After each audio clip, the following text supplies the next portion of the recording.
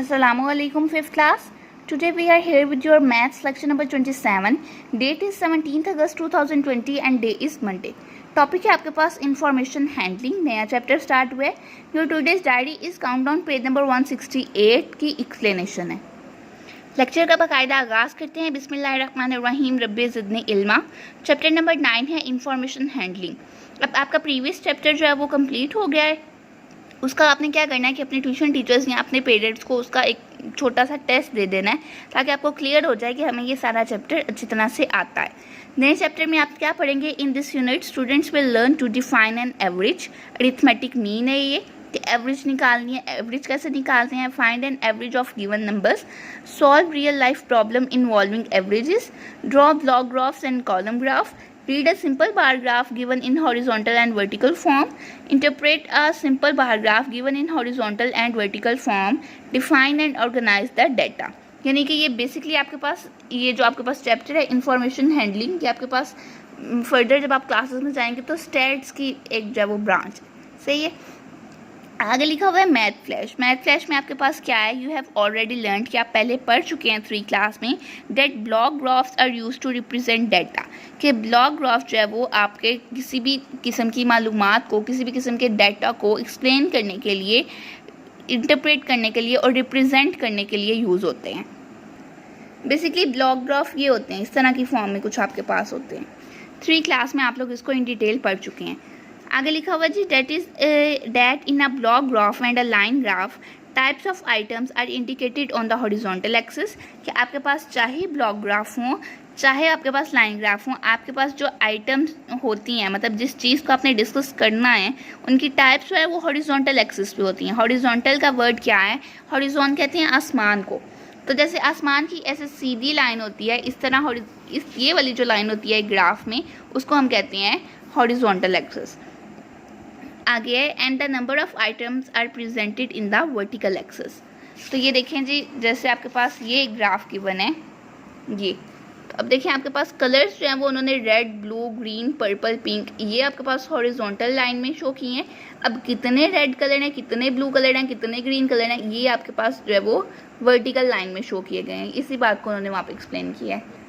Next है आपके पास to read and interpret bar graph in vertical and horizontal form. कि आपके पास जो बार ग्राफ हैं उसकी वर्टिकल फॉर्म और हॉरिजॉन्टल फॉर्म को पढ़ते कैसे हैं, कि हमें कैसे पता चलता है कि ये ग्राफ आपको किस तरह से जो है वो गाइडलाइन दे रहा है, किसी भी चीज़ के बारे में मालूमात दे रहा है. नेक्स्ट है to read and interpret line graph. कि लाइन ग्राफ के बारे में हम जो है वो पढ़ चुके हैं. लाइन ग्राफ आपके पास बेसिकली इस तरह की फॉर्म में एक ग्राफ की टाइप आती है और ये आपको बताती है कि किस तरह से हमने चीज़ों को जो है वो इंटरप्रेट करना है, कि हॉरिजॉन्टल एक्सिस पे क्या चीज़ है, वर्टिकल एक्सिस पे क्या चीज़ है, दोनों का आपस में क्या रिलेशन है एंड सो ऑन. आगे जी की वोकैबुलरी में आपके पास वर्ड है एवरेज. तो एवरेज किसे कहते हैं? तो ये मैं आपको एक एग्जांपल से बताती हूँ. कि जैसे लेट सपोज आपके पास 16 स्टूडेंट्स हैं. ठीक है. आपके स्कूल की हर क्लास में 16 स्टूडेंट्स हैं और क्लासेस कितनी हैं? 10. तो आप क्या करेंगे? 16 कह लें या हम कह लेते हैं 30 स्टूडेंट्स हैं. तो क्लासेस कितनी है? 10.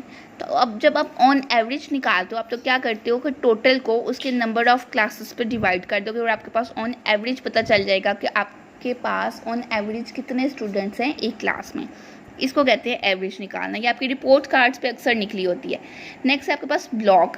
कि एक डिब्बा जो है वो किसी भी चीज़ को, किसी भी अमाउंट को शो करने के लिए एक्सप्लेन किया जाता है. देन एक कॉलम. तो जब आप ब्लॉक्स को जब ड्रॉ करते हो, लेट्स जैसे कि एग्जांपल के तौर पे ये ब्लॉक्स को ड्रॉ किया हुआ है और ये वर्टिकली जो उसको ये आपके पास वर्टिकली ड्रॉ हुआ है, तो ये एक कॉलम बन गया. सिमिलरली ये जो आपके पास ये चीज़ है कि मैथ्स में 92%, इंग्लिश में 74%, तो ये 92%, 74%, 68%, 22%, 58% एंड 16%, ये सारी चीज़ आपके पास क्या कहलाती है? कॉलम. नेक्स्ट है आपके पास जी बार किसे कहते हैं?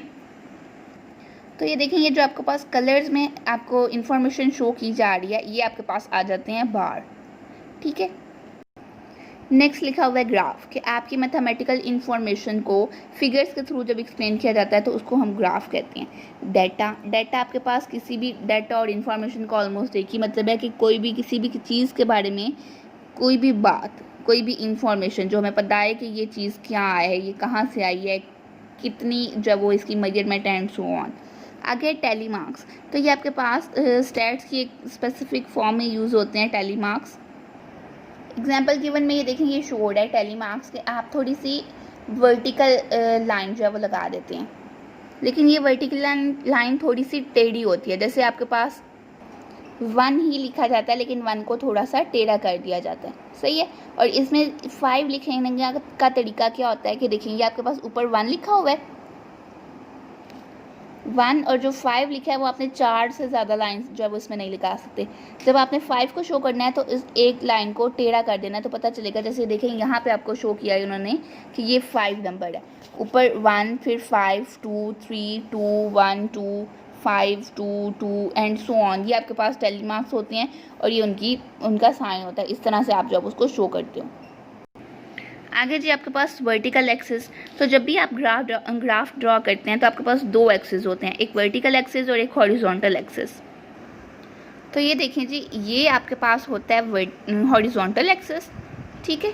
हॉरिजॉन आपने याद रखना है कि आसमान की तरह, तो आसमान इस तरह से फैला हुआ होता है, तो ये वाली जो लाइन है ये आपके पास हॉरिजॉन्टल एक्सिस है। और ये वर्टिकल, ये जो सीधी लाइन लगी हुई है जो शो कर रही है कि ये हॉकी है, स्विमिंग है, बास्केटबॉल, ये देखें यहाँ पे ये नंबर ऑफ स्टूडेंट्स जो शो किए गए हैं ये आपके पास वर्टिकल लाइन में शो हुए हैं, और जो स्पोर्ट्स हैं वो आपके पास हॉरिजॉन्टल लाइन में शो हुई हैं। नेक्स्ट आपके पास लिखा हुआ था स्केल। ये देखें जी, स्केल का वर्ड है आपकी लास्ट की वोकैबुलरी का लास्ट वर्ड है। अब स्केल किसे कहते हैं? स्केल आपको बेसिकली इंफॉर्मेशन देने में, न्यूमेरिकल इंफॉर्मेशन देने में हेल्प करता है। जैसे ये देखें, अब स्केल जो है वो आपके पास हमेशा इस तरह से सेट किया जाता है। देखें 5 डिजिट्स का गैप है, तो ये देखें 0 से 5 तक सारा जितना भी डाटा है वो इतने से पोर्शन में शो होगा। इसी तरह 5 से 10 तक या 0 से 10 तक इतने से पोर्शन में शो होगा, 10 से 15 तक इतने पोर्शन में शो होगा, 15 से 20 तक इतने पोर्शन। मतलब स्केल बेसिकली आपको जो है वो एक थोड़ी लिमिटेड करके इन्फॉर्मेशन बताता है, जिससे आपको इंटरप्रेट करना किसी भी ग्राफ को या किसी भी ग्राफ को समझना आसान हो जाता है। और एक और बात याद रखिएगा कि स्केल जब आप सेट करते हैं बेसिकली आपके ग्राफ के सही बनने का दारोमदार ही स्केल की सेटिंग पे आता है। अगर आपने स्केल सही से सेट नहीं किया, जैसे मैंने लेट सपोज मुझे अब देखें यहाँ पे चाहिए वैल्यूज़ 5 वाली भी, लेकिन अगर डायरेक्ट मैं 40 तक लिख देती कि 0 20 एंड 40, तो दरमियान वाली जो लाइन आनी थी वो बहुत ज़्यादा माइनर स्पेसिंग के साथ आनी थी और मुझसे इन्फर करना, उसको रीड करना जो है वो मुश्किल हो जाना था। अब देखें यहाँ पे आपके पास जो स्केल सेट हुआ है 5 10 15 20 25 30 35 एंड 40, इससे आपको आसानी से पता चल रहा है कि फुटबॉल जो है वो कितने स्टूडेंट्स खेलते हैं, 35, सही है। इसी तरह आपको पता चल रहा है कि क्रिकेट कितने स्टूडेंट्स खेलते हैं, 40। इसी तरह बास्केटबॉल कितने स्टूडेंट्स खेलते हैं, 20। स्विमिंग कितने स्टूडेंट्स करते हैं, 20। और हॉकी कितने स्टूडेंट्स खेलते हैं, 25। तो ये आपको बेसिकली ये जो स्केल सेट हुआ है इसने आपको क्लियर कट इन्फॉर्मेशन बताई है कि कितने नंबर ऑफ स्टूडेंट्स हैं और वो कौन सी गेम जो है वो खेलना पसंद करते हैं। तो अगर यहाँ पे मैं स्केल ही गलत सेट कर देती, जैसे मैं डायरेक्ट लिखती 0 से 20 और फिर आ जाता 40, तो ये वाली जो लाइन्स होनी थी, पीछे वाली जो इन्फॉर्मेशन आपके पास गिवन होनी थी, जैसे लेट सपोज हम यहाँ पे एक और गेम डाल लेते हैं और उसकी वैल्यू होती 5, तो वो मेरे लिए इंटरप्रेट करना जो है वो बहुत मुश्किल हो जाना था। तो स्केल आपको क्लियर कट जो है वो इन्फॉर्मेशन देता है कि किस तरह से आपकी डाटा हैंडलिंग हो रही है और किस तरह से आपने इन्फॉर्मेशन अपने ग्राफ में गिवन करनी है।